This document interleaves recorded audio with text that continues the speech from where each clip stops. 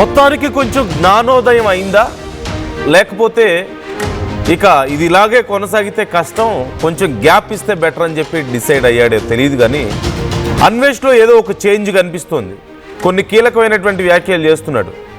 Travelling ఆపేస్తానంటూ ఒక ప్రకటన చేశాడు. మొత్తం 130 దేశాలు తిరిగాను, సంపాదించింది ఇక చాలు అంటూ ఒక వీడియో పెట్టాడు.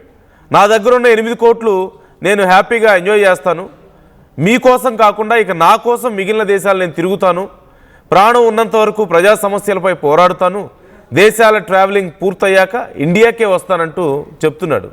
సాయం చేసి తప్పు చేశారంటూ ఇటీవల కొన్ని వ్యాఖ్యలు చేయడాన్ని మనం చూసాం.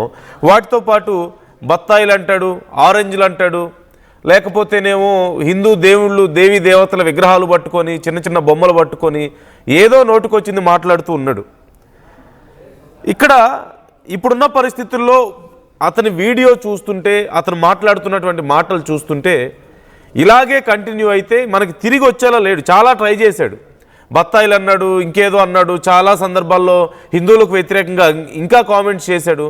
ఒకానొక టైంలో హిందువులు పోతే పోయారు, నేను వేరే వాళ్ళని అట్రాక్ట్ చేస్తాను, యాంటీ హిందూ కొంతమంది ఉన్నారు కదా, వాళ్ళని రీప్లేస్ చేస్తారులే పోయిన ఫాలోవర్స్ని, లేదంటే వాళ్ళలో నా క్రేజ్ పెరుగుతుంది కదా అని చెప్పేసి వాళ్ళ కోసం మాట్లాడాడు, చేయాల్సినవన్నీ చేశాడు. చివరికి ఎక్కడా ఏ ఉపయోగం లేకపోయేసరికి ఇక ఇవన్నీ లాభం లేదు, కొన్ని రోజులు కొంచెం గ్యాప్ తీసుకుంటే బెటర్, సెంటిమెంట్ కోసం కూడా ట్రై చేశాడు. ఫస్ట్ రివెంజ్ అన్నాడు, తర్వాత సెంటిమెంట్ అన్నాడు. ఇక అది కూడా పనిచేయకపోవడంతో ఏం చేయాలో అర్థం కాక సైలెంట్ అయిపోయాడు. బెదిరించడం ఆపేశాడు, భయపడ్డట్లు కూడా చూపించుకోవడం మానేశాడు. నిన్న మొన్నటి దాకా ఒకసారి భయపడుతున్నట్లు, ఒకసారి బెదిరిస్తున్నట్లు, ఒకసారి ఏమో ఇంకేదేదో పిచ్చి పిచ్చి మాటలు మాట్లాడుతూ పిచ్చి పిచ్చి పాటలు పాడుతూ బత్తాయిలు గిత్తాయిలు అని చెప్పి ఏదేదో పిచ్చి పిచ్చి పాటలు పాడుతూ ఉన్నాడు. అంటే ఒకానొక టైంలో అతనికి ఏమన్నా బ్యాలెన్స్ పోయిందేమో, మెంటల్గా బ్యాలెన్స్ ఏమన్నా తప్పిందేమో అని చాలామంది అనుకున్నారు. ఇక ఇవన్నీ కాదు, నేను ఇలా అయితే కష్టం, నా సర్వైవల్ కష్టం అని చెప్పేసి అనుకున్నాడేమో. నా దగ్గర డబ్బులు ఉన్నాయి, నేను హ్యాపీగా బతికేస్తాను, నేను ఎవరిని ఏం అనను అని చెప్పేసి ఇప్పుడు మాట్లాడుతున్నాడు. ఒకసారి అతను ఏమంటున్నాడు వీడియోలో, let's take a look. Travelling ఆపేద్దాం అనుకుంటున్నాను అండి, నా దగ్గర ఉన్న 8 కోట్లు కూర్చొని తినేద్దాం అనుకుంటున్నాను, చాలా సంపాదించింది, 130 దేశాలు తిరిగాం, ఇంకా మిగిలిన దేశాలన్నీ కరియాపాక్ దేశాలు, నా కోసం తిరుగుతాను మీకోసం కాకుండా. తెలుగులో 14 కోట్ల మంది జనాభా ఉన్నారు, ప్రపంచయాత్ర ఒక్కడే కాదు, రెండు బోల్డ్ డబ్బులు ఉన్నాయి. అంటార్టికా ఇప్పుడు వచ్చి ఎవ్వరూ చూపించలేదా? ఎంత వచ్చాయి? 20 లక్షల రూపాయలు వచ్చాయి.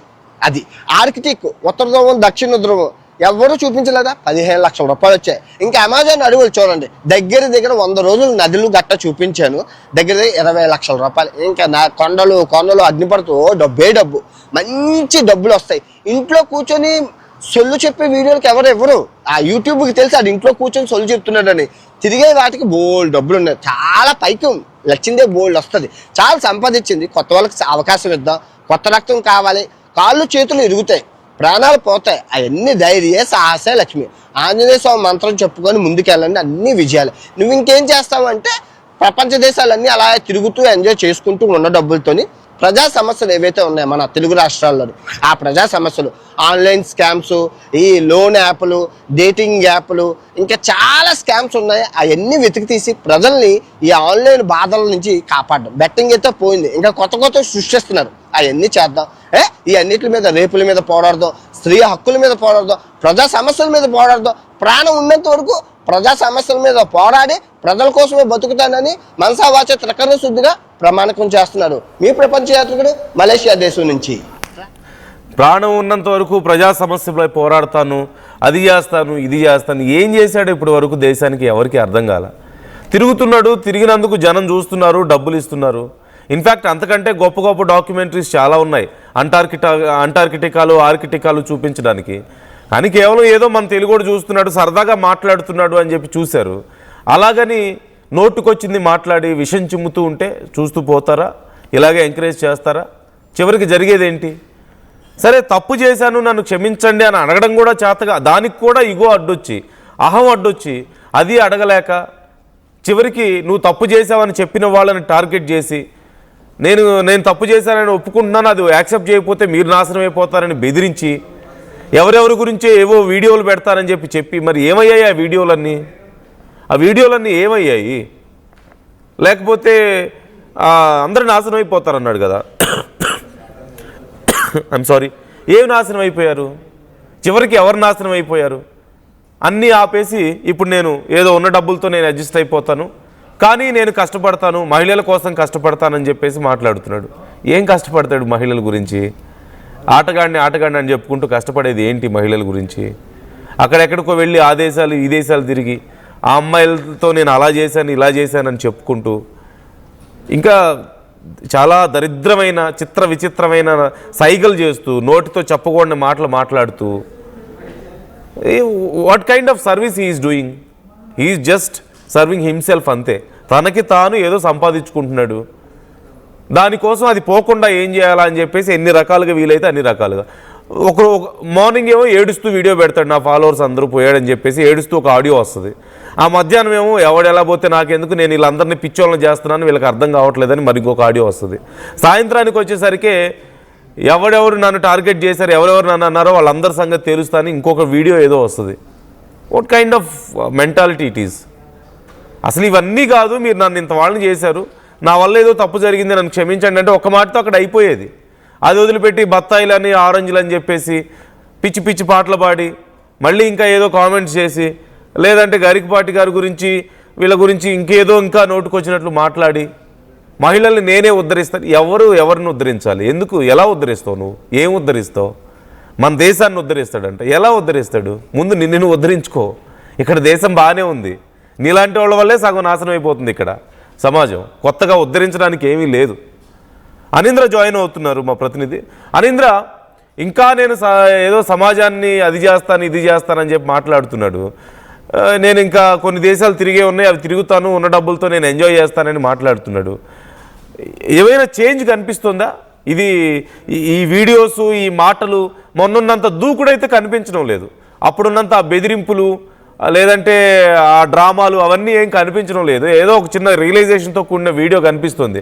అంటే ఇంక వీళ్ళని ఎవరిని ఏం చేయలేమని అర్థమైపోయి చివరికి ఇలా సైలెంట్ అయిపోతున్నాడా, లేకపోతే ఇంకేదన్నా కారణం ఉందని చూడాలా?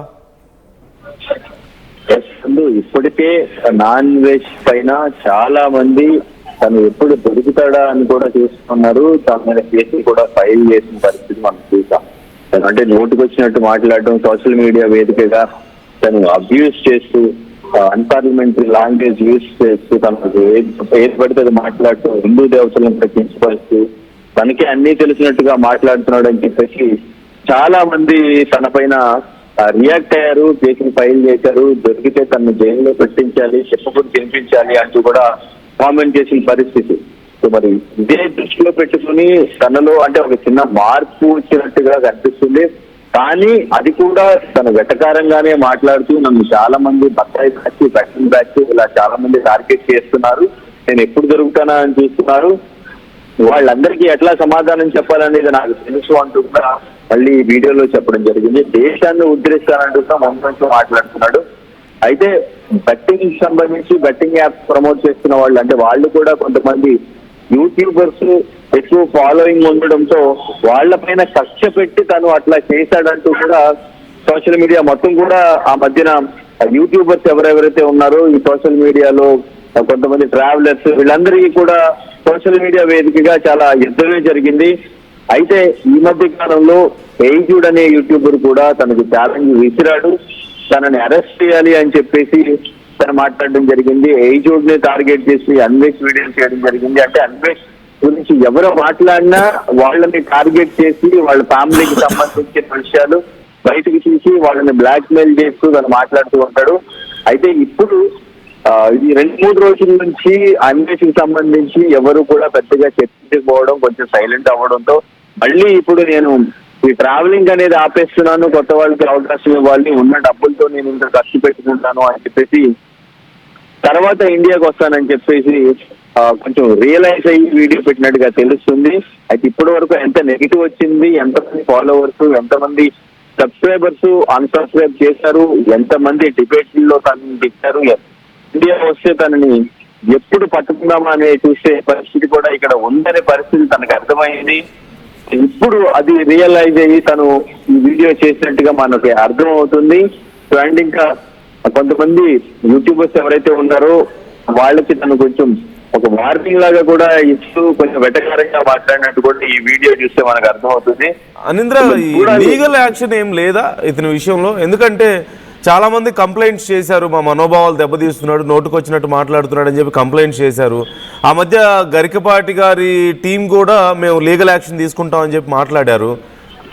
మొన్న మధ్య పోలీసులు కూడా అతని ఇన్స్టాగ్రామ్ ఐడికి సంబంధించి డీటెయిల్స్ అడిగారని చెప్పేసి కూడా వార్తలు విన్నాం కదా. సో ఇవన్నీ ఏమి ప్రొసీడింగ్స్ ఏం జరగడం లేదా? అతని మీద చట్టపరమైన చర్యలు ఏమి లేవా? వస్తున్నందు అది ప్రాపర్ గా ఇన్వెస్టిగేషన్ జరుగుతుంది. తనకు సంబంధించిన ఐడీలు సేకరించారు. అండ్ ఇంకా అసలు తను ఎక్కడున్నాడు, ఏం చేస్తున్నాడు, అండ్ ఇంకా తను మాట్లాడిన వ్యాఖ్యలకు సంబంధించి, కంప్లైంట్స్ సంబంధించి అంతా కూడా ఇన్వెస్టిగేషన్ ప్రాపర్ గా జరుగుతూనే ఉంది. సో ఈ లోపు తను ఒక రియలైజేషన్ వీడియోస్ పెడుతూ, అంటే కొంచెం తనలో మార్పు వచ్చినట్టుగా ఆ వీడియోలు పెడుతూ ఉంటాయి.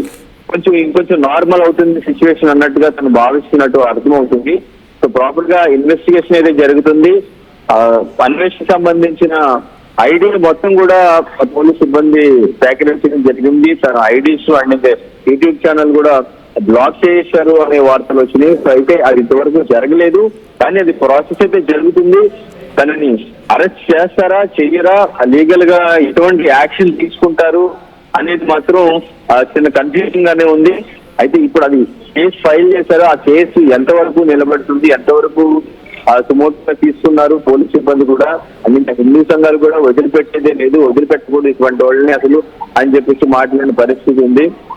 అయితే ఇప్పుడు మరి ఎలా ప్రొసీడ్ అవుతారు, ప్రొసీడ్ అయితే సిచ్యువేషన్ ఎలా ఉంటుంది అనేది ముందే తను ఊహించి తనలో మార్పు వచ్చినట్టుగా ఈ వీడియోలు పెడుతున్నాడా, లేదు అంటే ఇంకా తను ట్రావెలింగ్ ఆపేస్తానని చెప్పేసి తను పర్సనల్ గా ఏదైనా డెసిషన్ తీసుకుని ఈ వీడియో పెట్టి మిస్గైడ్ చేయడానికి ఏమైనా చూస్తున్నాడా అనేది ఇంకా క్లారిటీ లేదు.